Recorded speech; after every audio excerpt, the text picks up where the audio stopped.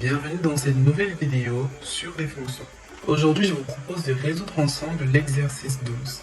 Je l'ai trouvé très intéressant car il mobilise beaucoup de propriétés mathématiques sur les fonctions ou sur d'autres chapitres. Alors, on considère la fonction f qui a taux x associe f de x égale à racine carrée de 1 plus x plus racine carrée de 1 moins x, le taux sur racine carrée de 1 plus x moins racine carrée de 1 moins x. En question 1, on nous demande de déterminer l'ensemble des définitions df de f. En question 2, on nous demande de montrer que f est une fonction impaire. En question 3, démontrer que pour tout x appartenant au domaine de définition, f de x est encore égal à 1 plus racine carrée de 1 moins x carré pour tout sur x. Sans plus tarder, nous allons commencer par la question 1. Déterminons l'ensemble de définitions. Alors, je vous réécris f. On a f de x qui est égal à racine carrée de 1 plus x plus racine carrée de 1 moins x, le tout divisé par racine carrée de 1 plus x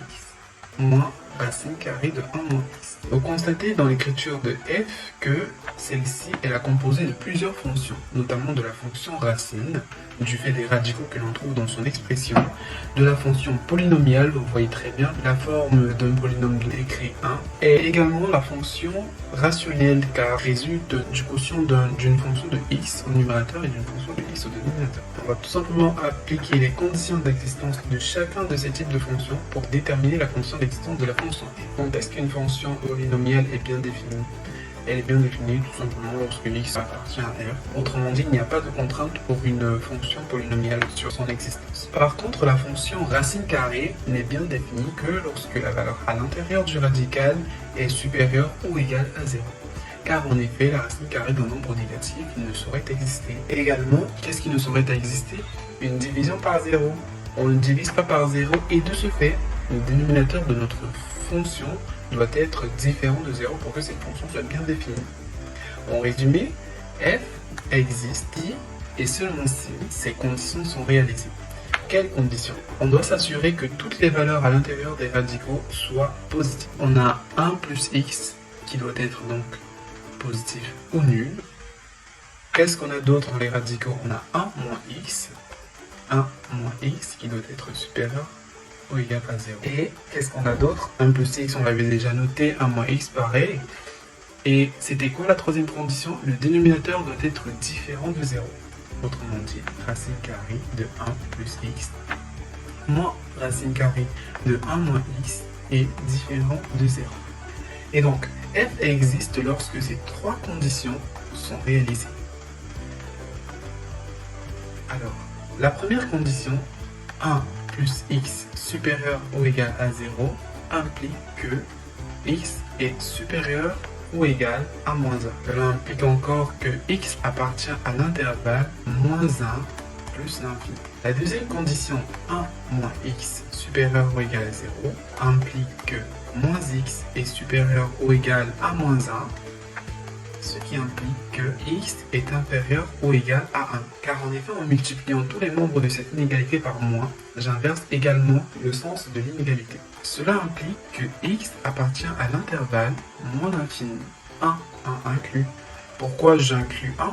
J'inclus 1 tout simplement du fait de l'inégalité large. En effet, si on avait une inégalité stricte, c'est-à-dire sans la petite barre en dessous de inférieur, alors j'aurais ouvert le crochet sur 1. La troisième condition, racine carrée de 1 plus x moins racine carrée de 1 moins x, différent de 0, implique tout simplement que racine carrée de 1 plus x est différent de racine carrée de 1 moins x. En élevant tous les membres carrés, j'obtiens 1 plus x différent de 1 moins x. Alors, je vais simplifier les 1 parce qu'il est présent des deux côtés de cette égalité. Je vais renvoyer tous les x d'un côté de l'égalité. Je vais renvoyer celui-ci ici. En traversant l'égalité, il change aussi. On se retrouve avec 2x différent de 0, ce qui implique que x est différent de 0. Alors, ceci implique que x est différent de 0 sur 2 plus 0. Et donc, on se retrouve avec x qui appartient à moins 1 plus l'infini, x appartient à moins l'infini 1 et x différent de 0. Alors, ces trois conditions nous donnent tout simplement x appartient à moins 1, 0 exclu, union 0 exclu, 1. Une façon de le voir très simple, c'est de tout simplement représenter chacune de ces solutions sur une droite. Je vous montre comment faire. Je trace ma droite et je place un repère au centre, 0. Ensuite, je marque quelques points particuliers. Je vais marquer moins 1 par exemple et 1. Ensuite, on sait que moins l'infini se trouve de ce côté de 0 et plus infini se trouve de ce côté de 0. Alors, x appartient à moins 1 plus l'infini. C'est ce côté-là, je vais l'achurer pour mieux visualiser la chose. X appartient à moins l'infini 1, je vais l'achurer mais avec un autre sens des achats, pour ne pas confondre avec le précédent. Ensuite, x est différent de 0. On constate déjà que la résultante de ces deux premières-là, c'est cet intervalle. Et dans cet intervalle, la valeur 0 est comprise. Or, 0 ne doit pas faire partir de nos solutions. Et donc, ça nous amène au résultat x appartient à l'intervalle moins 1, 0 exclu, union 0, 1. Le domaine de définition df de f est tout simplement moins 1, 0, union 0, 1. Alors, on passe à la question suivante. Il nous est demandé de montrer que f est une fonction impaire. Si vous vous souvenez de vos propriétés, lorsqu'une fonction est paire, en calculant f de moins x, cela doit tout simplement vous donner, après réduction, f de x. Et lorsqu'une fonction est impaire, f de moins x vous donnera tout simplement moins f de x. Il ne nous reste plus qu'à calculer f de moins x et retrouver le résultat moins f de x et on aura montré que f est une fonction impaire. Alors, je vous réécris f de x, ça c'est pour les fonctions paires, à ne pas confondre avec les fonctions impaires. On a f de x qui est égal à racine carrée de 1 plus x plus racine carrée de 1 moins x, le tout divisé par racine carrée de 1 plus x moins racine carrée de 1 moins x. Calculer f de moins x, c'est tout simplement remplacer x dans l'expression de f par moins x. Cela signifierait que là, alors on aura tout simplement 1 plus moins x plus racine carrée de 1 moins moins x, le tout divisé par racine carrée de 1 plus moins x moins racine carrée de 1 moins moins x. En essayant de réduire ça, on obtient racine carrée de 1 moins x, car en effet, plus fois moins est égal à moins. Et donc, plus racine carrée de 1 plus x, c'est toujours la multiplication des signes, le tout divisé par racine carrée de 1 moins x moins racine carrée de 1 plus x. Alors on va essayer d'arranger ça un peu plus.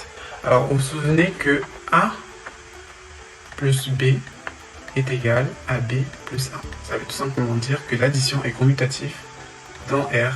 Et donc là je peux tout simplement inverser. Ça va faire 1 plus x plus racine carrée de 1 moins x.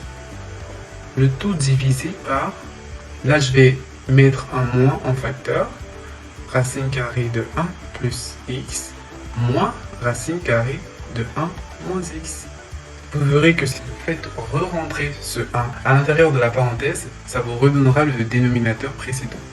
C'est-à-dire que là, on aura moins racine carrée de 1 plus x, et là on a effectivement moins racine carrée de 1 plus x, plus, car moins fois moins plus, racine carrée de 1 moins x, et là on avait effectivement plus racine carrée de 1 moins x.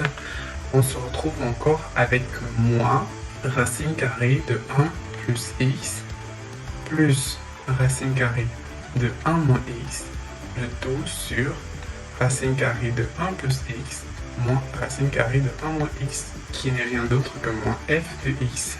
Au cas où vous n'aurez pas compris, ce moins résulte de la division de plus par moins, parce que là on a un plus. Et donc plus divisé par moins, ça nous donne moins, donc le moins de toute la fraction. Ce qui signifie donc que f de moins x est égal à moins f de x. D'où f est impair. Question 3. Il s'agit de démontrer que pour tout x appartenant à df, ensemble de définition de f, on a f de x qui est égal à 1 plus racine carrée de 1 moins x carré, le tout divisé par x. Je vous réécris l'expression de f de x. On a f de x qui est égal à racine carrée de 1 plus x plus racine carrée de 1 moins x, le tout divisé par racine carrée de 1 plus x moins racine carrée de 1 moins x. Ce qui est encore égal à racine carrée de 1 plus x plus racine carrée de 1 moins x, facteur de racine carrée de 1 plus x plus racine carrée de 1 moins x, le tout divisé par racine carrée de 1 plus x moins racine carrée de 1 moins x par racine carrée de 1 plus x plus racine carrée de 1 moins x. Vous l'aurez compris, j'ai tout simplement multiplié le numérateur et le dénominateur de notre fonction f par le conjugué du dénominateur. En effet, ça reste la fonction f car le numérateur et le dénominateur ont été multipliés par un même élément. Pour développer plus simplement cette expression, rappelons-nous de la propriété qui dit que a plus b, facteur de a plus b, est égal à a plus b, le tout au carré, qui est encore égal à a carré plus b carré plus 2ab. On a également une autre propriété qui nous dit que a moins b, facteur de a plus b, est encore égal à a carré moins b carré. On va utiliser ces deux propriétés, vous le verrez. Au numérateur de la fonction f, qu'est-ce que nous avons? Racine carrée de 1 plus x plus racine carrée de 1 moins x multiplié par lui-même parce que c'est la même chose ici. Et donc on se retrouve dans le premier cas. On aurait tout simplement donc a plus b, le tout au carré, c'est-à-dire racine carrée de 1 plus x plus racine carrée de 1 moins x, le tout au carré. Et ça nous donnera tout simplement ceci. 1 plus x plus 1 moins x plus 2 facteurs de racine carrée de 1 plus x par racine carrée de 1 moins x. Donc le numérateur c'est tout bon, on va passer au dénominateur. Au dénominateur nous avons a moins b facteur de a plus b. Et donc ça nous donne a carré moins b carré.